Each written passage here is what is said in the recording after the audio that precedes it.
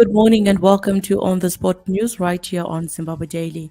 My name is Yvonne Muchaka. Let us take a look at the news making the headlines. Banks send SOS as the liquidity crunch upsets markets. Grain farmers owed 2.7 billion by GMB. Mugabe continues to spark debate from grave. ED challenger appeals Nguni inclusion. Zim needs 100,000 teachers and parents shut down school. Now for the news in greater detail. President Emerson Mnangagwa has paid tribute to Sadako, the African Union, and friendly nations who have joined Zimbabwe in calling for the removal of sanctions. Addressing the 77th session of the United Nations General Assembly in New York on Thursday, President Mnangagwa called for the removal of the unilateral measures, saying Zimbabwe was a peace-loving country that wants to be a friend to all and enemy to none. Former ZANU-PF and youth member Sibeth Msengezi has filed an application challenging the inclusion of Goodson Nguni in a court case. He's questioning President Emmerson Mnangagwa's legitimacy as the president of ZANU-PF. Justice Mary Zimbabwe had ruled that Nguni, a former Zimbabwe Anti-Corruption commissioner, be joined to the proceedings, but Msengezi, through his lawyer, Ngobani Stole, said the judge erred in granting the request. The trial is expected to start on October 3. Msengezi is challenging ZANU-PF Central Committee processes that led to Mnangagwa assuming the party presidency and eventually the country's presidency after the removal of his predecessor, the late Robert Mugabe. Editor General Mildred Chiri has exposed the rot in the country's health sector, with a serious understaffing and shortages of equipment, with no ambulances having been procured between 2019 and 2020. According to Chiri's audit report on the appropriation accounts, finance and revenue statements, and funds accounts for 2021, Zimbabwe is facing a serious health crisis.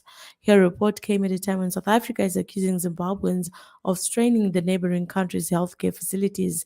In her report, she said the Harare Government Dental Center, which is the country's largest referral center, is operating below capacity with insufficient human resources and equipment.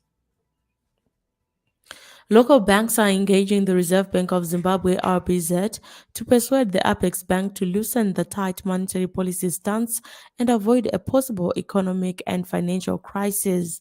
The bank said the cash crunch triggered measures that resulted in the mopping of excess liquidity in the market as part of efforts to contain volatile exchange rates and rising annual inflation have upset markets. They said it could also paralyze the agriculture sector and business. The government has identified the agriculture industry alongside mining as the anchors of Zimbabwe's economic turnaround. The Bankers Association of Zimbabwe BAS President Melusi Mpofu confirmed the discussions between the banks and the RBZ, saying it was time for the central bank to start changing gears as the obtaining liquidity squeeze would dampen economic growth due to limited lending in the market. Meanwhile, government owes farmers 2.7 billion for grain deliveries to the Grain Marketing Board, a situation that has affected preparations for the upcoming agricultural season. Lands and Agriculture Minister Andries Masuka told Parliament on Wednesday that government will begin paying farmers the outstanding amounts before the end of the week, after legislators pressed him to explain the delay. This follows complaints from farmers who are not impressed by late payments amid rising inflation. Zimbabwe needs more than 100,000 teachers following a mass exodus of educators to other countries due to low salaries offered by government, unions have said. A government circular revealed that government will soon recruit 3,904 teachers. Angola and Qatar have warmed up to employing Zimbabwean teachers and other professionals to work in their public service. Already, government is finalizing the vetting of 225 professionals to be posted to Rwanda after the two countries signed a memorandum of understanding on exchange of teachers. However, teachers' unions have said the number was not enough to meet demand. It is just over 3 years since the death of former President Robert Mugabe, but the once fierce leader continues to make waves from the grave. Just like he attracted attention in life, Mugabe continues to hog the limelight posthumously. The recently premiered film titled Mugabe, which chronicles Mugabe's rise and fall, continues to ignite debate, attracting mixed feelings among film enthusiasts. Produced by Eastgate Film, the film, according to sources close to the production team, has a market value of 30 million United States dollars. The synopsis of the film Mugabe, set in an African country, Zimbabwe, chronicles how the former President Mugabe rose from being a prisoner to power as a guerrilla fighter who defeated British colonial rule during the liberation struggle. In the film, Mugabe is held as a hero and a world role model with multiple awards, but gradually becomes one of the world's top tyrants who violates human rights to enjoy unassailable power for the rest of his life. And now we take a look at other news.